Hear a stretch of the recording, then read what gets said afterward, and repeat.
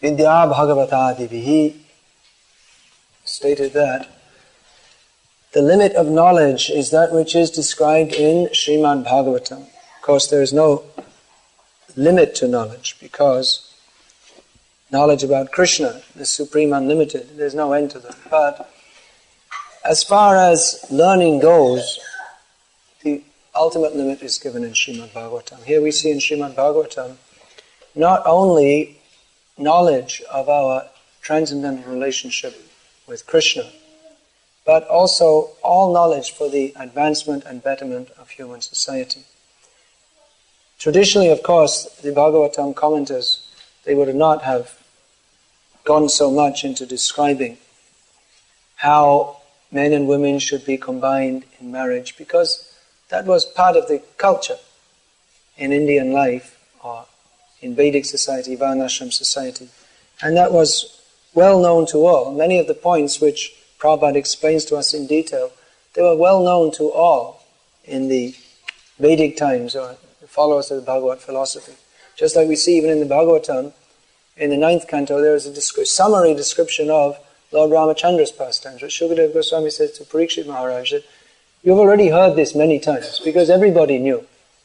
And people would discuss, just in the course of ordinary activities, people in traditional Vedic society, still now you find few, very few Vaishnavas, families or Vaishnav Gurukuls, where in the course of ordinary conversation they will discuss, oh yes, just like Ram said to Sita at that time, or just like Sita said to Ram. Bring in, because it's understood, everyone knows. The background is there, a very solid background of Vedic culture. So this Vedic culture, that was one of Prabhupada's points, to re-establish this. What Prabhupada is discussing here, what he discusses throughout his books and his conversations, is something quite different from the culture that we in the West have been brought up with. And Prabhupada is talking about women being submissive, the marriage being arranged, all these things. It's anathema to people brought up in the modern society, that the marriage should be arranged. But actually, still in traditional cultures all over the world, it's still very strict. I was reading recently about one Muslim was saying that he was living in Israel, he's Arab living in Israel. He's saying that the Israelis, they won't destroy us. They won't destroy us by their guns. They won't make us to submit by their guns. But they'll spoil our culture. They'll spoil our culture by their educational system. He said they'll turn all our girls into prostitutes. In the schools, they're all mixed up, girls and boys, and they're taught modern dance and all different kinds of things. He said this will spoil our culture. In this way, they will spoil us. So still, all over the world, in traditional cultures, it was very strict, all these points. How men and women should mix, actually very limited mixing. And that also under restrictions, not only for brahmacharis, but for grihastas also. I remember reading when I was a child, what was that? Someone was saying that someone was living, someone from Ireland had emigrated to New Zealand, and they wrote a letter back home saying, well, now I'm going to get married to such and such a girl. And he got a letter back saying, well, you can do whatever you like, but you're not my son anymore. You can't just arrange your own marriage. He was living on the other side of the world. But still they were thinking that, no, everything should be done under the direction of the parents, because actually young people, especially when people are very young, even from the material point of view, not to speak of transcendental knowledge, but even from the material point of view, young people tend to be foolish. They tend to act impulsively on the basis of if it feels good, do it, on the basis of the senses. Therefore, those who are older, of course, nowadays those who are older, they were brought up without any culture, so they don't know anything anyway. But previously, people were brought up in such a way, they were trained in social behavior, that the whole society all over the world was based on God consciousness. So people were brought up in such a way that they could live a reasonably sane kind of life as much as possible in this insane world and live peacefully. get married and stay married. There was no question. They would say in the Christian rites, till death us do part. Now, till death or divorce us do part, and most likely divorce. This is those who bother even to get married, or those who get married, those who bother to get married in a church, they will say, till death us do part, not till divorce us do part. We'll live happily ever after until my next marriage. I'm getting married now, but I was thinking of getting married to the other girl, and probably I will afterwards. I'll ditch this one. So this modern society, so-called civilization, as Prabhupada notes here, is not actually human society, because they're not actually humans. As Prabhupada says here, children produced in the modern age are not exactly human beings. Prabhupada used to say they're two-legged animals. Or he would say that modern so-called civilized man is lower than the lowest animal. Why is that? He gave the example, if you kill your mother and you kill your child, what kind of a person are you? You're not even a human being. Even the animals, even the tigers and lions, the ferocious animals, they don't do that. So we're being brought up in a subhuman society. You'll find in Vedic culture there's description of bheels, or those who dwell in the jungle and no culture. It's expected among such people they may do such things. Not even that, they won't kill their own children or their mother. But such things, they may wantonly have sex outside marriage and produce more aborigines like themselves. But those who are civilized, Bheel means jungle dweller, aborigine. And you'll see their facial features very black and fierce looking. So actually those who are from the Aryan race, those who are from Europe, Prabhupada described, they are Aryan race. They're supposed to be, physically they're descended from the Aryans of India. Aryan doesn't exactly mean, as Hitler thought, a certain racial group, but it means those who are advanced in culture. But that came to be known as the people who are living in India, and they came to these Western countries. Being chased away by Parashuram, some of the Kshatriyas came to the Western countries, and they started some kind of civilization, something resembling civilization.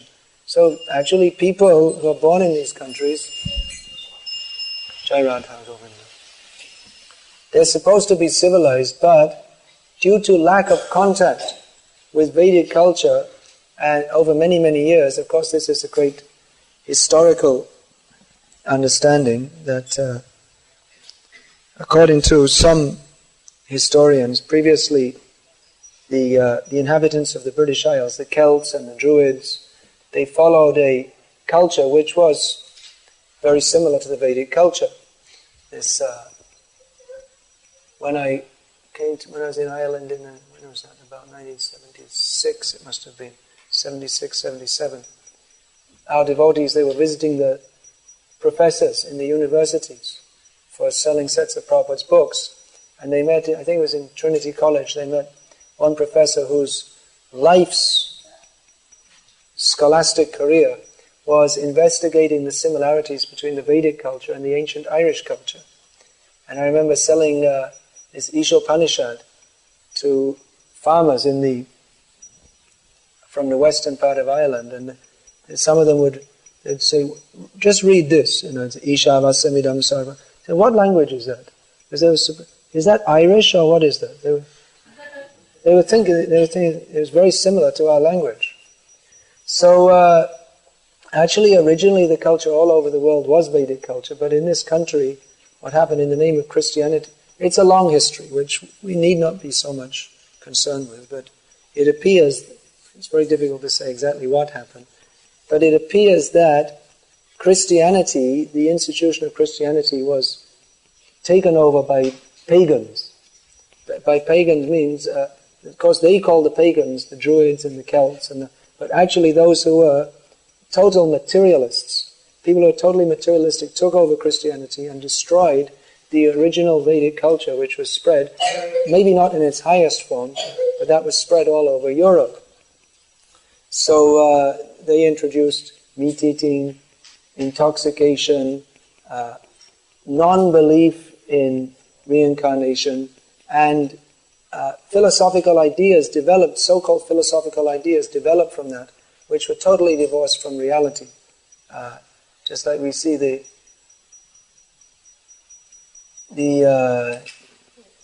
Aquinas, Aquinas and Augustine, they're the two pillars of Catholic philosophy. But spiritually they were quite ignorant. They don't know what is the difference between the soul and the body. So they propagated so many ideas. So even some spirituality was coming through, but later that was found to be inconsistent with what they understood in terms of science, and therefore they threw the whole thing out and they introduced new gurus such as Freud, Darwin, and Marx, who said, we have the solutions to all your problems. God is not the solution. You need to listen to us. We will tell you. What is your problem? You're having all these problems, all these mental problems, because you're descended from monkeys and you have some monkey instinct in you. Therefore you have to express that by beating someone over the head, or you're suppressing your sexual desires. According to Freud, all problems are caused because you're suppressing your sexual desires. According to Krishna, all your problems are coming because you're too much full of sexual desires. The enemy is lust. This is psychology that is also there. Here we see there is description of psychology, how to manage the marriage of boys and girls. Prabhupada gave a whole lecture on this once in London, Bhagavad Gita class. That was titled, in the tape ministry of Prabhupada, I was given the title, The Psychology of Chastity. So he described how a young girl, before she comes to maturity, she should be married, so she knows, this is my husband. She becomes attached to him, and therefore the anxiety in her mind is subdued, and she fixes her mind on that person, and in this way, throughout life, she won't think of anybody else. And of course, she's trained from childhood. The girls, they hear from their grandmothers, very much needed in human society, grandmothers, who've been through all the different problems, and they just, okay, it's all right. Don't get too upset. Give assurance. Teach you how to cook chapatis and how to deal with your husband and all these different things. So the grandmothers would teach the young girls, the granddaughters, what is the character of Sita, what is the character of Kunti, Draupadi. In this way, they have an ideal to look up to. Their ideal of the young girl as they're growing up is Sita, especially Sita, or Kunti, Draupadi, Savitri. These are their ideals, not Madonna or some actually just complete prostitute. These are young girls they're imitating. And how will they grow up? They'll grow up complete prostitutes. And then, as this verse Prabhupada was commenting on, what is that? Jayate vana sankara. When the women are polluted, then what kind of children will be produced? They'll be produced not exactly human beings, as Prabhupada says here. Not exactly human beings. So what do you expect? Therefore, so many points. Prabhupada was teaching all the different points. Economic system of society, social system of society, how we should live. What is the economic system? You can go to university and study economics. And every year, big books, so many books are produced. Economics, business studies, commerce. You can go to university, different theories, how to adjust give a loan here, increase the interest rate here, introduce a new kind of product here. A very complex economic system. Now, Prabhupada, he gave the economic system. You live on the land, you have cows. You produce your own food, you produce your own clothes, you produce everything you need, and you chant Hare Krishna. This is the economic system. This will solve all the economic problems. You don't have to have big conference, Bill Clinton, Boris Yeltsin, all fly in, discuss everything, get drunk together, and go home. And then give a new economic 5-year plan, 10-year plan, 20-year plan. In the meantime, they all died and someone else came in someone else came in with a new plan, and everything is just extremely complex, and no one knows what's going on, and they're predicting the whole world economic system will collapse. But this economic system, that will never collapse. Land, cows, Krishna. That's all. That's all you need. You need clothes, there are sheep. You can take the wool. There's flax. You can make, or cotton. You can make. You live at home. Spin. Do it. And you chant Hare Krishna. What more do you need? They will think this is very primitive. We have to be advanced. We have to have big, big factories with pollution. And then we will be advanced. It's not advanced. This is advancement in ignorance. So Prabhupada is giving a whole different culture, whole different approach, actually back to sanity. We're talking about going back to Godhead, but practically how to establish Krishna consciousness in human society means back to sanity movement. We should have a political party, the sanity party, because they're all insane, whatever they're saying. This party, that party, they're all madmen. That Prabhupada was saying, what will they do in the United Nations? They want to, United Nations, bring them together for peace. It's not possible, because they're all barking like dogs. Their consciousness is like that of a dog. This is my country, just like you come past a house and the dog, roo, this is my house. You don't come here. So suddenly, this is my country. Barking like... So if you put dogs together in a room, will you get peace? No, they'll just bark like animals, that's all. So you can't get peace in the United Nations. And you can't, either individually or collectively, you can't get peace unless you recognize Krishna. This is the peace formula. It works individually and it works on the whole society level. Well, how do we get peace? What is the solution? You don't have to have big, big conferences. All you have to do is learn one verse from Bhagavad Gita. What is that verse? Who can say? Bhuktaram yagya tapasam. Go on. Sarva loka maheshwaram. You can say if you know. Suhridam sarva bhutanam. Gyatva mang shantim richati. How to get peace? Just know. Krishna is the supreme enjoyer. I am not the supreme enjoyer. I'm thinking I'm the supreme enjoyer. That is the cause of all my problems, because I can't enjoy.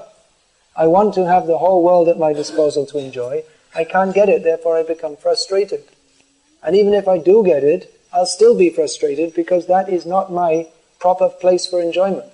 I'm not the enjoyer. I'm supposed to enjoy by serving Krishna, trying to make him happy. Then I become happy.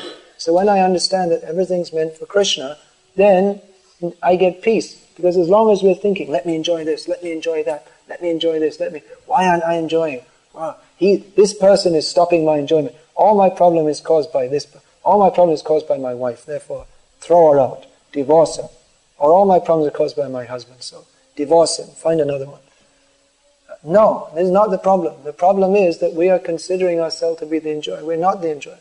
Sarvaloka Maheshwaram. Krishna is the proprietor. I am not the proprietor. Stop trying to lord it over material nature. Krishna is this overlord. Everything is meant to be offered to him. But we're trying to accumulate. Let me get more and more and more. But this simply causes frustration. And suhridam sarva bhutanam.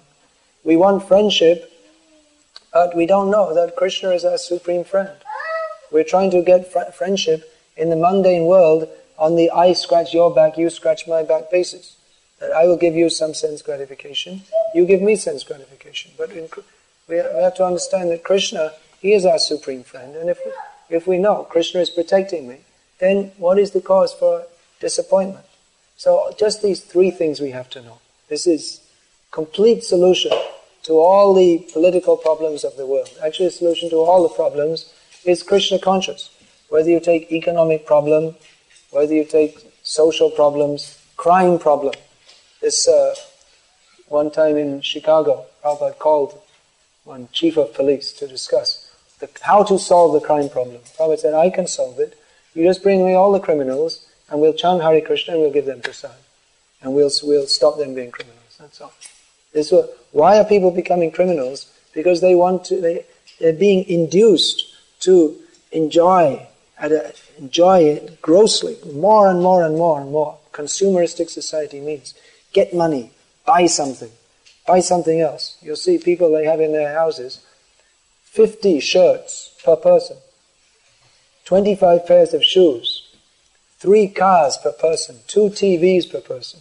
What they'll do with 2 TVs, I think. Maybe watch with each eye or something. And you have to go squint-eyed or something. So many, you find people, especially coming from India, you see, or even from Russia, they don't do this. You go in people's houses in the West, maybe not in Ireland so much because the economic condition is not so developed, but you find people's houses are just full of junk. So much junk. They buy all these electrical items, they never use them. They buy dozens of toys for their kids. Whenever they go shopping, they buy some new toy for their kids. Their houses, they have these huge houses and just rooms full of junk. Nonsense things they buy. But they feel it's like some kind of addiction. They feel, I have to buy some, I have to spend some money. They feel good. I spend some money. And they just buy complete rubbish things. So a whole society is a society of complete madmen. But the solution is very simple. Chant Hare Krishna. This is the solution to all the problems. Whatever problems we may have, whatever problems society has, if we chant Hare Krishna, and not only that, but institute the Vedic culture, as Srila Prabhupada has described in his books, then there won't be any problems. Problems will be there, because the material world, the very nature is that it is full of problems. But if we understand that all these problems are temporary, therefore whatever the problems are, they're not very significant. Whatever problems we may have in this material world, it'll go away in course of time. And what problems do we have? Look at the problems Prahlad Maharaj had. I mean, talk about child abuse. You see, Prahlad Maharaj, his father wasn't just giving him a slap now and then. He was going to throw him in the snake pit, give poison food, throw him off the edge of a cliff. Prahlad Maharaj, Hare Krishna, Krishna Krishna, Hare Hare, Hare Ram, Ram. Hello, Father. He was so frustrated. Hiranyakashipu was totally frustrated because Prahlad, he was trying to destroy him, but he couldn't destroy him. Pandavas, they were so noble. Here we have Yata Shila, their character was so good. They were first class rulers of the world, come from a great dynasty, sons of a great king, daughters of a great queen. But they had to suffer so much. Their kingdom was taken away, they were exiled in the forest. So many ways the Duryodhana's party tried to kill them, their wife was insulted. But they knew that anyway, Krishna is our friend, Krishna is our protector. Whatever happens, everything in this world is temporary, so let us practice our Krishna consciousness. So if one has that vision, the vision of eternity, I'm not this body, I'm not this mind, so whatever happens with this body and mind, that's all temporary. But anyway, let me go on chanting Hare Krishna. That is my eternal need. That is my eternal necessity. Whatever you feel like, nowadays people put, what do you feel like, what are your feelings, what are your emotions, analyze this, that, the other. But anyway, what does it matter? Whether you're hot or cold, or you may feel a little down, or you may feel a little lively, or whatever it may be, you have to go on chanting Hare Krishna. That is for your eternal benefit. So, this Krishna consciousness is so simple, so straightforward. Little common sense is needed, but the basic principles are so simple. But we are coming from such a complex background. We think that unless everything's very complex, unless I have a whole bunch of problems, there's something wrong with me. If you're just simple and chanting Hare Krishna, then there must be something wrong. What's wrong with me? There's nothing wrong. Let me invent some problem. Go and make some problem. But actually life is meant to be lived very simply. Simple living and high thinking. High thinking doesn't mean to go inside our mind and screw it up in different ways with so many different theories. High thinking means to understand Krishna is the Supreme Personality of Godhead, I am His eternal servant. Human life is meant for understanding Krishna. High thinking means to study Srimad Bhagavatam, to discuss Srimad Bhagavatam. High thinking doesn't mean to discuss all the theories of rascals who don't know anything about reality, who are simply expert in talking big long words, but they can't even solve their own problems. So how are they going to solve anyone else's problems? This whole society, they've simply made They've made a complex society which is full of problems in every way. Pollution, so many problems. And then someone is considered a great scholar if he gives some theory how to solve the problem. But here we have the ultimate solution. People don't want it. The ultimate solution is that just give up all these problems, just give up identifying even with them, and understand that we're the eternal servants of Krishna. Jeev Krishna das abhishas korle ta'ar dukanai. If we simply understand, Bhaktivinoda Thakur says, that I'm not this body, I'm eternal spirit soul, Krishna is the Supreme Personality of Godhead, and I am His servant. You just understand that, and no more problems. All your problems are finished. Why? How can it be so easy? It is easy. That Prabhupada said, as long as you're in this material world, there'll be so many difficulties. But as soon as you go back to Godhead, only bliss. In the spiritual world, Kataganam natyam gamanam api vangshi priyasaki tidanandam jyoti paramapi tadasmadhyam apicha. In the spiritual world, talking is singing. Walking is dancing. Always there is the sound of Krishna's flute. So that is our hope, that is our prospect. Of course, Marx, his idea was that religion is something for cheating people. You make people think, suffer now and you'll enjoy later. So therefore, the ruling classes, they said to the serf classes, okay, you suffer now and you'll enjoy later and we'll enjoy now at your expense. But actually, that may have been an exploitation or misuse of religion, but that doesn't change the fact that Krishna is the Supreme Personality of Godhead. We are His eternal servants. This material world is miserable, and our goal of life is to go back home, back to Godhead, go to Krishna. And if we do practice Krishna consciousness even in this life, then we'll become peaceful, sane, happy even in this life. And even if we have material problems, those problems, they seem insignificant to one who is practicing Krishna consciousness. Others, they may see my problem, so much anxiety. But if we just understand that anyway, what is all this? Everything in this world is temporary. Therefore, let me surrender to Krishna. And we see that the so-called big problems, he's not saying, what is the big problem? You're chanting Hare Krishna, that means that you're on the path of deathlessness, that whatever problems you have, they're all going to be finished anyway by this chanting of Hare Krishna. You're going to cross over that. So therefore we understand, whatever problem I have, that's only simply due to my identifying with it. Our real problem is how to become purified, how to become Krishna conscious. And how to do that? Shravanam, Kirtanam, Vishnu Smaranam, Pada Sevanam, Archanam, Vandanam, Dasyam, Sakyam, Atmanivedanam, Iti Pungsapita Vishnu, Bhaktis Chain Navalakshana, Kriyeta Bhagavatyadha, Tanmanyi Dhita Mutamam. This is the topmost learning. Prahlad Maharaj, the great Acharya, he says, what is the great, Hiranyakashipu asked him, what is the best thing you've learned? And he said, this is the best thing I've learned. What is that? That we should worship Lord Krishna. How? By hearing about Him, chanting about Him, remembering Him, serving His lotus feet, Padasevanam, Archanam, worshipping Him in the temple, deity form, offering prayers to Him, becoming His servant, becoming His friend, and completely surrendering everything to Him. So this Prabhupada is giving a blueprint for a Ishavasya, a God-centered society, in which people live as sane human beings.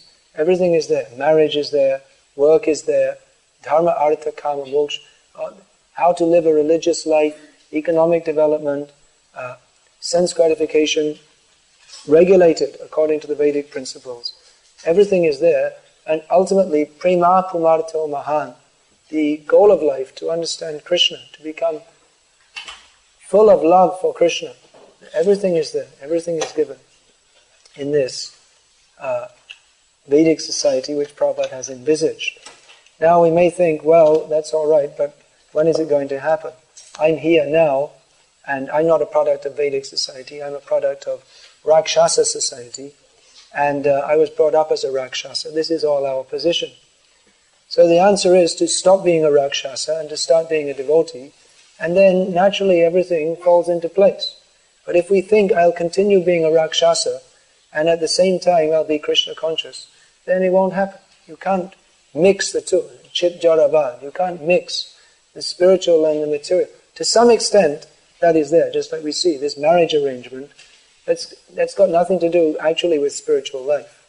Although, if it is done according to regulated principles, if it is done according to the direction of realized persons, then even that, although it's not necessary for spiritual life, but if it is done considering that marriage is a necessary institution in society, not everyone is ready for the Paramahamsa stage of life, therefore marriage should be performed according to Vedic principles for purification. So in that way, everything, whatever material needs are there, they can be, under the direction of Guru, Sadhu, Shastra, they can be dovetailed in Krishna's service. But we should minimize our material necessities. Not increase more and more. Minimize our material necessities and increase our Krishna consciousness, increase our spiritual awareness. So Prabhupada wanted to introduce this in society. It's not an easy thing, there's no doubt, because we're all products of Kali Yuga, and it's difficult to overcome our conditioning. It's difficult to change our whole way of thinking, but we have to do it, otherwise we can't become Krishna conscious. As long as we think in terms of all the garbage ideas that we were brought up with, then we can't become Krishna conscious. We accept guidance, we have to accept guidance from self-realized souls, not from those who are groping in the darkness. So it's difficult, no doubt, to become Krishna conscious. And if we think about establishing Vedic culture, Vedic society, then often we're left with sense wondering, how will we do it, how to do it? But the answer is also very simple. It's not very difficult. The answer is, Hare Nama, Hare Nama, Hare Nama eva kevalam, kalo nastriva, nastriva, nastriva gatiranyata. By the power of chanting the holy names of Krishna, all the inebrities, all the discrepancies can be overcome. Kalaya dosha nidhe rajan, asti hi eko mahan guna, kirtanad eva krishnasya mukta sangha parang vrajet. This Kali Yuga is full of problems, full of faults. But there is one great quality, that simply by chanting the holy names of Krishna, all the difficulties can be overcome. So I may think, well, that's oversimplistic. But it's not. Actually, if we have faith in the holy names of Krishna, then all problems can be overcome by chanting, by the process of Krishna consciousness. But that chanting is not this kind of... It's not that. It's chanting means real chanting, like a child calling out to the mother. When we actually chant Hare Krishna, when we actually give attention to that, when we study Prabhupada's books very carefully, when we very assiduously engage ourselves in devotional service, when we take to the process of Krishna consciousness, then we get the result. As much as we apply ourselves to Krishna consciousness, that much Krishna reciprocates. We can't think that somehow or other we'll go on in devotional service and we'll make a lot of advancement. We'll make some advancement. Somehow or other, if we remain in devotional life, then we'll make progress. But real progress will come when we very attentively engage ourselves in chanting. This chanting Hare Krishna, how powerful it is. We read in Prabhupada's books, if we read Prabhupada's books, we read throughout Prabhupada's books, what are the glories of chanting Hare Krishna. By that chanting, all the difficulties can be overcome. In our community, we may have different disagreements. Not may have, we will have, definitely, certainly will have. There's no doubt about it. There'll be differences of opinion. Different devotees won't be able to get on so well. This problem, that problem. So we may think, well, we should concentrate on our relationships and have a big discussion about relationships and this and that. But really, Vaishnava relationships, it's not a matter of sitting down and talking about it. Talking, my mind and your mind and how to put it all together. But really it will come by chanting Hare Krishna together. Chanting means chanting and dancing. And dedicating ourselves, working hard together in Krishna's service, common goal. What is our common goal? To serve Krishna. And then everything will come nicely. And even if there's a little bit this, that, anyway, chant Hare Krishna. Don't make a big thing out of it. So actually, the process of Krishna consciousness, very simple, very straightforward. If we simply put Krishna in the center, where he's supposed to be, where he is, Krishna is in the center, but we're always trying to put ourselves in the center. If we put Krishna in the center, chant Hare Krishna, dance, chant, anyone who chants attentively 16 rounds, studies Prabhupada's books every day, and engages in Krishna's service, they're not going to have big problems. There won't be any problems. All the problems come because we identify with this body and mind. All the problems come because we don't surrender to Krishna. And as soon as we surrender to Krishna, what does Krishna say? Mamekam sharanam raja atahang tong sarva papebhyo mokshayishami mashucha.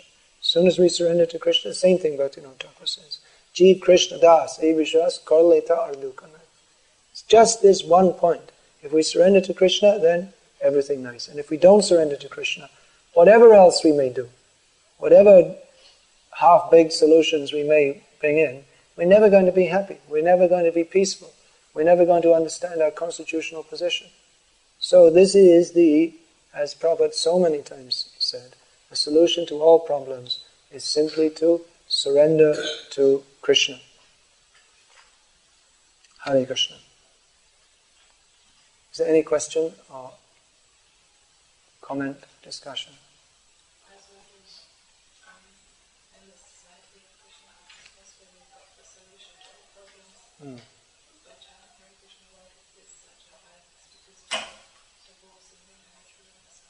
It means we're not applying the solution. The solution is there, but if we don't apply it, then we won't get the result. We actually have to practice Krishna consciousness. Prabhupada has given so much guidance for married life in his books. If that is followed, then if it's followed, then the first thing will be that there will be no divorce, because then if it's followed, then the first thing will be that there will be no divorce, because it's not allowed. So means devotees said, what I can see, all the problems in our society,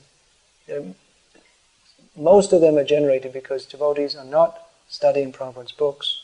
They're not implementing what is in Prabhupada's books. If you study Prabhupada's books, everything becomes very clear. But if you study some other person's books, or you take advice from someone who is not Krishna conscious, then you're going to get so many problems. And this is the nature of Maya, that in the beginning it looks very nice, but then later on you find that it's simply a cause of distress. So sometimes we want to consult people who appear to have solutions to problems. And they may appear to be very eloquent and very successful people. But because they're not on the spiritual platform, we find that in the beginning it may seem very good, but in the end it's simply a cause of distress. We saw in our movement in the late 70s up to the mid 80s, there was, in this part of the world, there was a lot of stress on, they invented some very complex management system, and they're always discussing manage this way, manage the other way, and all very complex ideas. And eventually the whole thing just fell to pieces because the center, which they're reading all these management books, but the central point is that we should depend on Krishna, surrender to Krishna, that they became overwhelmed by the material intelligence, because these people, they have mundane intelligence, and it's fascinating, it's attractive, because it's Maya. Maya has some attraction. So it seems very attractive. Oh yeah, we should manage like this and do that, and invest some money here. And the end result was a disaster, because it wasn't pleasing to Krishna. If something is pleasing to, if whatever we say, do and think is pleasing to Krishna, that will be a success, even though it may apparently bring us through so many difficulties. But ultimately it will be a success. Whereas other ideas, they may appear to be very good, but if it's not pleasing to Krishna, it will ultimately end in disaster. non-Krishna consciousness.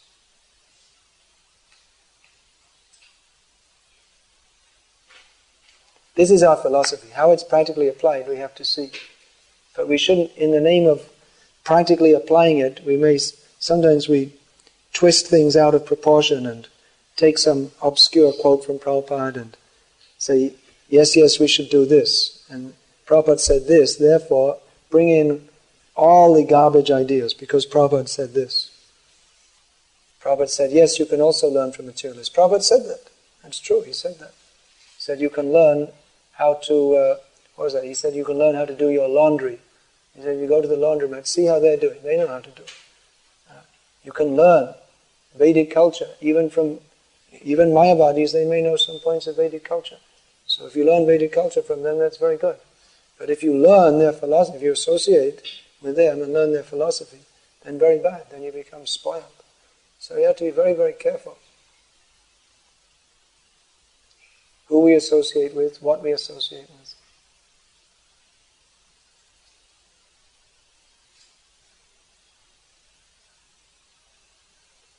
Any other question? Many devotees, they join because of unhappiness and, it's kind of thing being disturbed. But then, after a while, they might feel happy in Krishna consciousness. And then the actual impetus to become Krishna conscious slow down and overcome that. How to overcome complacency in devotional service.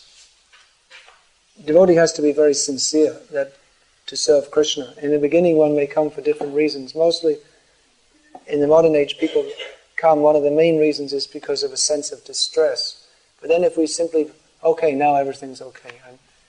I've got enough money, enough food, and a nice place to stay, and Hare Krishna, everything's nice. So a devotee always has to be introspective and see, what is my position?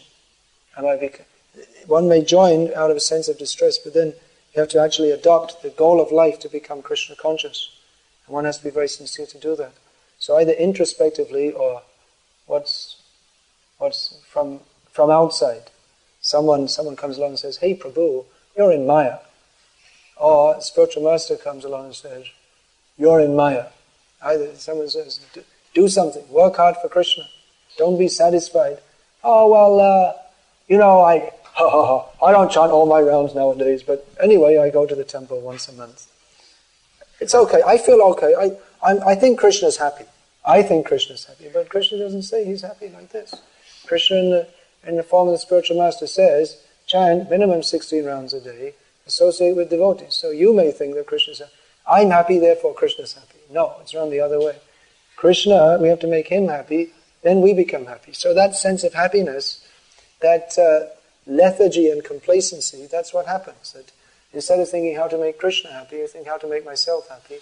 And then gradually, I'm happy when I arrange for myself all kinds of material facilities. So your consciousness changes again to Maya consciousness, and again you fall in Maya, and then you're not happy. So better practice Krishna consciousness very seriously. For your own happiness. If you want to be happy, practice Krishna consciousness seriously. Therefore we have these classes to discuss all these points.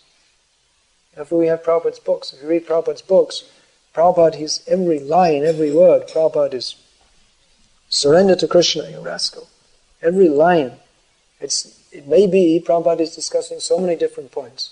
The creation of the material world, how the daughters of Karda Muni were given away in marriage, but underlining, it's like the percussion, underlying the melody. It's just all the time. Surrender to Krishna, surrender to Krishna, surrender to Krishna. That's the underlying current in Prabhupada's books. And we should read these books carefully, every day. Read these books carefully. What is Prabhupada saying? Prabhupada said this, every word is for the benefit of human society.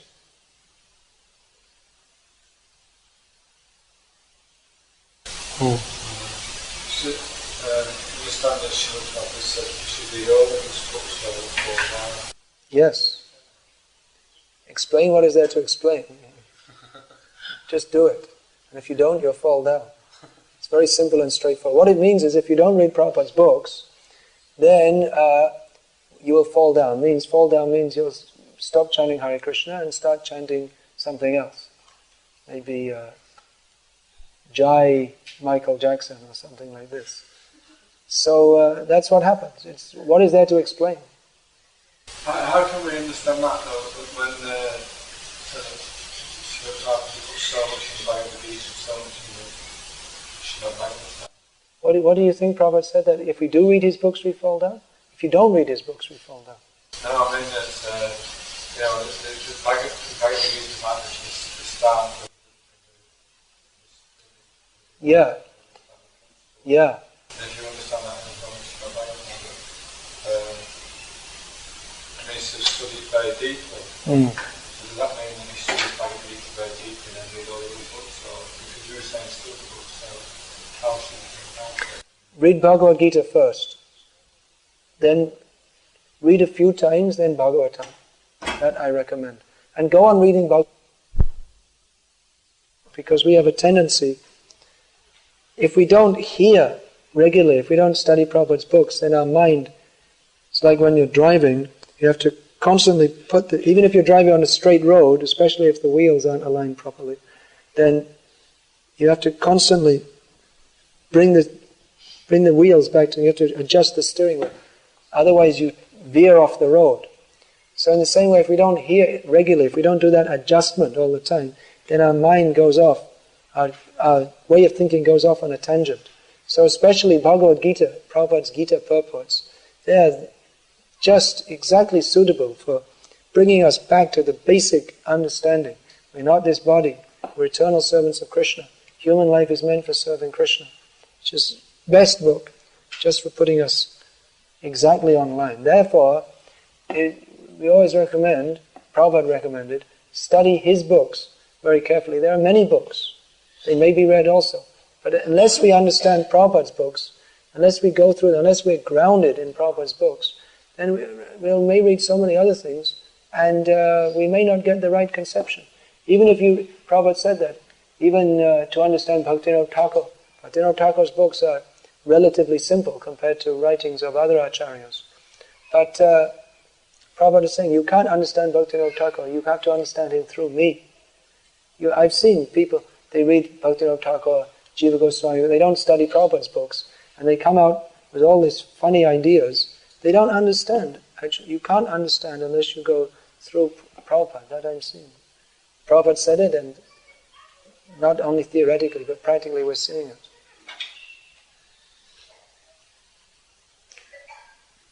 So when we're studying the Bhagavad Gita, as we progress in Krishna consciousness, the knowledge there becomes more understandable to us. It seems to me that now I can't understand a lot. I know he's saying a lot, because it just seems like a statement rather than a realization. So, it's a statement of reality. Every word in Prabhupada's books is fact, but because we are identifying with this body and mind, therefore we think reality is that which is conceived of by my mind. But actually reality is that which is known by, which is spoken by Krishna. That is reality. So if, instead of trying to judge Bhagavad Gita through our own perverted consciousness, we should simply accept this is correct. Whatever else I may think, which is not in the 9 of Bhagavad Gita, we should know immediately it's all nonsense. If we study with that understanding, then we can quickly understand Bhagavad Gita.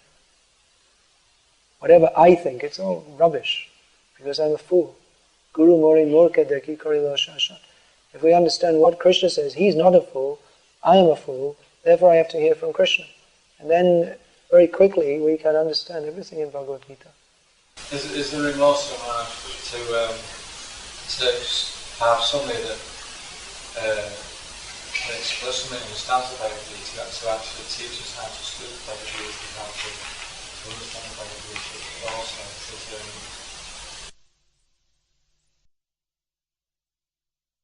Let's not make everything too complex. Prabhupada said to read his books, so we should do that. You don't have to have someone you know how to read, you read Prabhupada's books. And you read applying your mind to it. Now there may be also classes and there may be seminars, but it's not that you can't read Bhagavad Gita and understand it. You can. That's why Prabhupada wrote the book and had it distributed all over the world.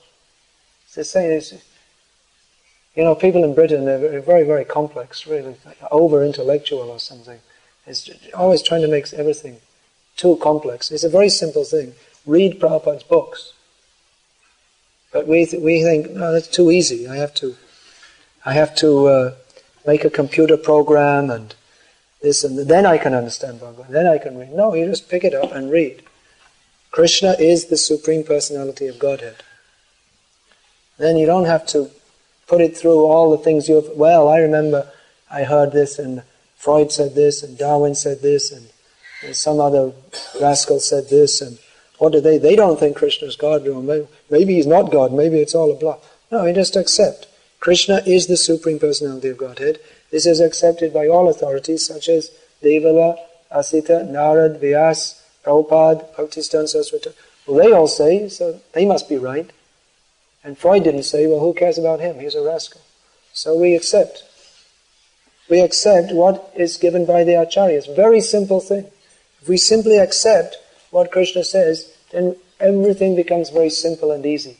But because we are so much accustomed to making everything very complex, that you have to consider this and that and something else, you don't have to. If all the great Acharyas accept Krishna as God, then it's very simple, we just accept also. Just like a child asks his father, Father, what is this? This is a tree. Okay, it's a tree. He doesn't argue with him, well, maybe it just appears to be a tree, but actually it's a cardboard sign from a film prop. No, it's a tree. The father said it's a tree, it's a tree. So, Guru says Krishna is the Supreme Personality of Godhead. He's the Supreme Personality of Godhead. As you have to just accept. And everything becomes very easy.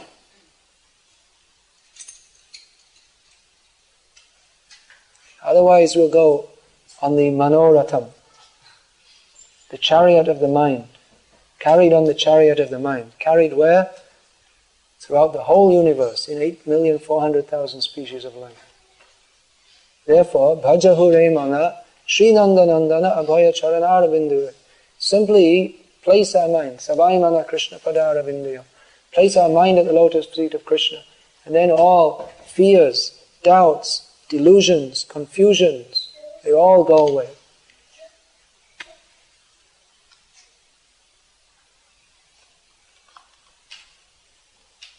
As Prabhupada used to say, what is the difficulty? There's no difficulty, but we invent difficulties. I was wondering about the inevitable complexities and community interactions and relationships. And so I'd like to know how I can overcome my attachment to my opinion, as if it's absolute. It's a very simple thing. You're not absolute. You're not the supreme absolute truth.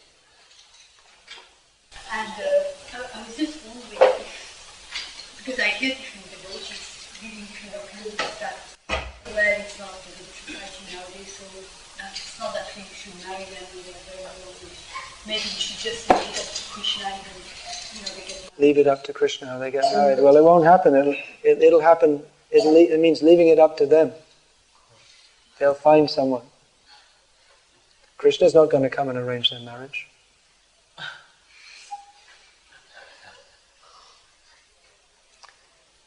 Yeah, this is what Prabhupada was talking about the Vedic society. Definitely it's a very different society nowadays. So at this time we may not be able to do everything exactly according to the Vedic society. According to Vedic culture, girls should be married before the age of puberty. That's illegal in most of the countries of the world nowadays, although I guess it's possible to do it secretly or something, or you could do it but not legally or something like this. But anyway, from what I can see, this is a very sensitive point, I know, and many people say different things. But and Prabhupada also made allowance for the fact that it is different society, but at the same time, Prabhupada very much stressed on the Vedic principles. They are the actual way in which human society can be conducted, to have it relatively peaceful, and Prabhupada wanted to establish this. So, and even from the practical point of view, I think we'll find that those who have young daughters, if they arrange the marriage with devotee boy, maybe also who's the son of devotees, then the same thing that Prabhupada was talking about, that then they will feel peaceful and they won't feel like running around and looking for so many boys, and they'll be chaste, they'll be fixed in their marriage. But then the parents have to support that all the way through. I saw one of my godbrothers, he was married to daughter of a devotee. But then after some time, the mother who had arranged, the mother of the daughter, came and took her away and said, I don't want you to live with him anymore. So the parents, they also have to support that marriage. And if there are difficulties, they don't just say, okay, now this is the modern Western solution. There's difficulties in the marriage, okay. You have a pain in your eye, okay, cut it out. That's not the solution. The solution is put a little ointment, and then even if there is pain, tolerate it. Because it's your eye. And if you cut it out, it's going to be worse. You may think, well, I'll put an artificial eye, I'll put another one back. But it won't be the same. So it requires parents. Actually, in youth, nowadays the kids, they have the idea, I should be independent. And even parents, they encourage that. You find children in Kami society, they grow up 18 years old. Get out of this house. What are you doing here? You're grown up now. Look after yourself. But actually, young people, they need, even though they have that feeling like, I want to show I can do things by myself. So parents have to be sensitive to that, but at the same time they should know that even though the kids may not think they do, but they very much need guidance, and they need guidance more at this stage of their life than at any other time. It's a very delicate time when you come out from childhood into adult life. So they need guidance more at this time. They need help because the senses in youth are very, very strong, and the desire to enjoy them is very strong. And the sensation of sense gratification in youth is very strong. And you feel like you can enjoy. Your body is healthy, whatever you do to it, however you abuse it, whatever kinds of intoxicants you put into it, or whatever you do, the body just, after it just recovers and you can go on. But that doesn't happen forever. We see so many people of our generation, their health has been spoiled by indulgence in youth. So really, guidance is needed, and if from a young age the children, if the girls are married, I would recommend that, because I see that's what Prabhupada recommended. The girls are married young. They have to find, as he had said here, yata shila, yata ruchi. Very carefully, the husband has to be selected, and then again, the parents, they have to keep on supporting the children, helping them, guiding them, even after their marriage. Because many people, they express shock that all of a sudden, I'm living with this person, I didn't really know them that well, and all of a sudden, this is it, you're here with them. Of course, in Vedic culture, the husband and wife, they never met until the day of marriage. They never saw each other. And now among South Indian Brahmins, they have a thing that they may just meet each other once. And then what they often do is the parents will arrange for the boy. They say, okay, here's 3-4 girls. You choose one of them. How you choose? You sit with each one of them for 10 minutes in the company of both sets of parents. Then you choose one of them. That's that much choice they have. So it may think, well, how can you get to know them? You should spend some time, live as friends together for some time. This is the modern idea. They live as friends, but you don't actually know what someone's like.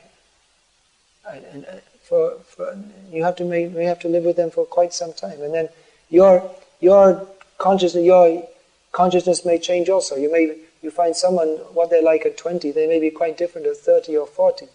So you go into marriage as much as possible with astrological guidance, seeing yata shilam, yata ruchi, what is the character, what is the taste. But then after you're married, then that's it. Now we've made a commitment in front of the deities, in front of the devotees, in front of the fire. We've made a commitment. You have to stick with it. And actually, if you do stick with it, if that commitment is there to stick with it, then you'll be satisfied one way or another. Even sometimes we see that they don't get on that well, the husband and wife. Even Prabhupada was saying he didn't get on very well with his wife, but there was no question of divorce. They stayed together, and in this way, the society is somewhat peaceful.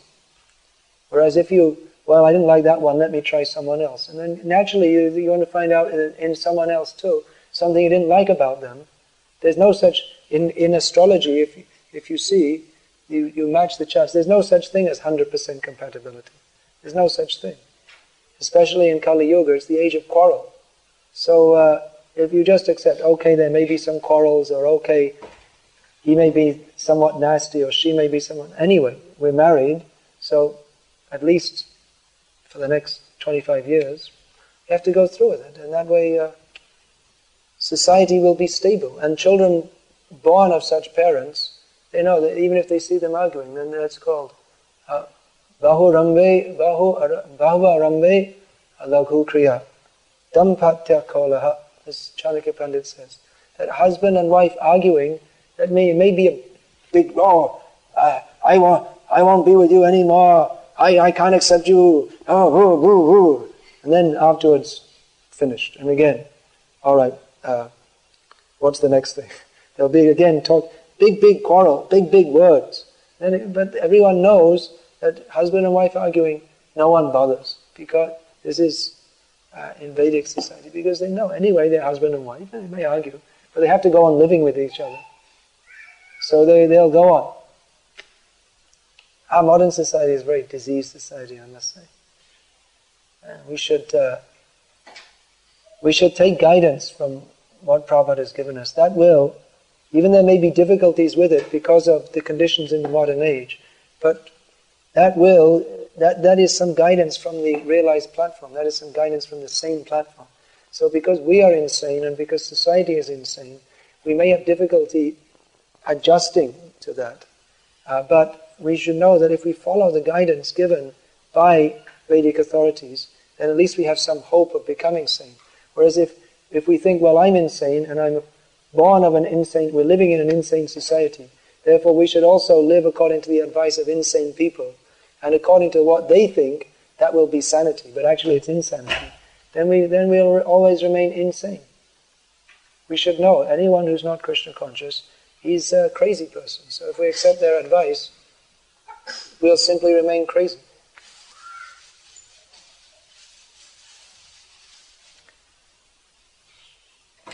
I have also a boy, and it's kind of like a very different for the boys. So, like they are supposed to be trained as brahmacharis. So, there's this kind of a thing that like at the same time you can't marry girls to brahmacharis. Yeah, that's the problem. That Prabhupada said. He said the managers in our movement should see that all the brahmacharis remain brahmacharis and all the brahmacharinis get married. And devotees asked, how is that possible? Prabhupada said, that's your management problem.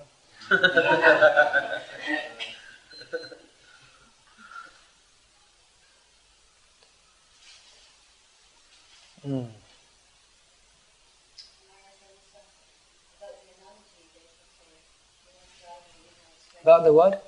The analogy you gave of driving. On a straight road, if you go off. If you're not constantly putting the wheel back to the right point. I was just thinking how easy it is to become, suddenly deviant and go slightly off, even without realizing. And even if we read, we may interpret somewhat to suit our own. Maybe you can go on for some years and not be aware that actually we're, not quite strictly on the path. How to avoid it if no one's actually telling us, so we're not so aware. Once Prabhupada was asked, why is the person Bhagavat considered more important than the book Bhagavat? Prabhupada said, because he twists your ear. Book you can read. That's interesting. Well, I think something else. But the spiritual master will tell you, you think something else, you're a rascal. Stop thinking like that nonsense. I was just wondering, when you're saying that couples should kind of stay together always, that this is actually Krishna consciousness. No, it's not Krishna consciousness, it's Vedic culture. Krishna consciousness means to be conscious of Krishna. So what happens if obviously couples, one falls down and both fall down. So what happens if one or other people? You have to judge each situation individually. You can't give any blanket you can't give any blanket formula. But still, we shouldn't just simply take, now he's only chanting 15.5 rounds, immediately throw him out of the house. Divorce. Rather, that one partner should try, if one is falling away or is fallen, should try to help them and even stand by them in times of difficulty, knowing that, after all, my husband or wife is a devotee, otherwise how are they chanting Hare Krishna before? Now they're in Maya, but anyone who's chanted Hare Krishna, they must have some taste for that. So let me try and revive that taste. It may take a little time, I may have to live with their nonsense for some time. One devotee was telling me about one couple he visited in Canada, devotees, and actually the husband, they had 3 children, they had and have 3 children, and the husband was pretty much in Maya. He wasn't offensive, but he was weak. So anyway, the wife went on, encouraging him, and she went on in herself with her Krishna consciousness. He didn't stop her from doing it, but himself was weak. And eventually, after some time, he again picked up his Krishna consciousness, and now they're together doing very nicely. There are many, many cases. When I was in Russia last year, one lady came to me, and she was having a very hard time from her husband, who was actually a demon. He came to our programs, and he was disturbing our programs, and he was actually a big demon. She said, well, he's beating me, and this and that. I said, anyway, just try. You just try and tolerate. You just try. You give him prasadam. You just try for some time. Don't just jump out of the marriage immediately, because you have 2 children, and it's very disturbing to them if they're taken away from at least the father. Even if he's overly heavy, at least they're getting some discipline from him. That's needed for young boys especially. They need his father to discipline. So anyway, after one of the programs, I met him. Not exactly met him. He came up to abuse me, but I didn't abuse him. Actually, I embraced him. I said, actually, you're a devotee, something like this. So anyway, this year when I came back to that area, I didn't go to that town, but I got the news that now he's also chanting Hare Krishna. So it's not impossible. Nothing's impossible. I get actually many letters talking about counseling. I get many letters and this kind of thing, and it's often, my husband, he's not Krishna conscious enough, what to do, or my wife isn't Krishna conscious, or my grandmother, or this, or that, or some. And always I say, don't just be patient, go on chanting Hare Krishna, and I give some part of the Bhagavatam to read. This will give you some guidance, especially these chapters in the 3rd canto. And in almost all cases I've seen that where the party who feels themselves being offended or tortured or whatever, they simply become patient and peaceful in their mind. And then the other person, they respond to it. Often one may be, the husband and wife may be torturing each other mentally or even physically. But if one stops doing that and actually becomes more Krishna conscious, the other one also responds, and they also become inspired to become more Krishna conscious. So, actually another thing someone was asking me, how can you give advice on family life? You've never been married. So then I quoted from Prabhupada, the Upadeshamrita purport, in which it says that there are two ways of learning. One is by hearing and one is by experience. And a more intelligent person learns by hearing. So if you read all these things in Prabhupada's books, and you simply repeat them according to the situation, then it's the best advice. I don't have to be hit over the head by a hammer to understand that being hit over the head by a hammer isn't very good. But if someone thinks that being hit over the head by a hammer is very nice, I can tell them.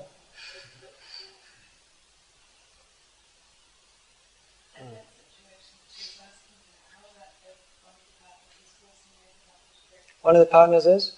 Forcing the other partner to break the principle. Yeah, this is a common question, and I give the same answer. That breaking the marriage is just breaking it off is it's very strong action. It's better to try and reform. Try and reform. It's not impossible. And like I say, I've seen many cases where reform has come by the partner who is being abused becoming more Krishna conscious. You may have to tolerate. For some time, Prabhupada's sister, she was an initiated devotee, her husband was a fish eater. Most Bengalis are fish eaters. So she tolerated. She cooked fish for him every day. She tolerated it, and eventually after many years he repented.